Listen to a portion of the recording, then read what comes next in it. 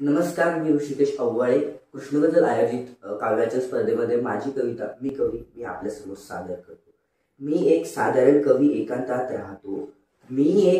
कवी एकांतात राहतो. जे सुचेल ते कागदावर लिहितो. कागद पेन माझा शस्त्र, त्यातील एक एक शब्द माझा अस्त्र.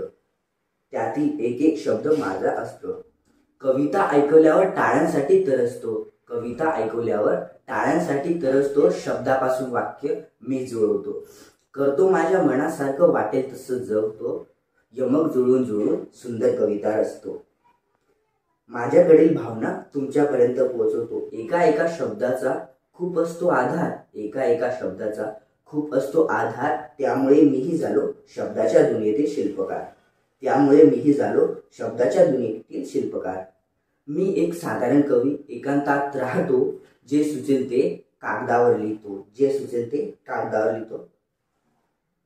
धन्यवाद.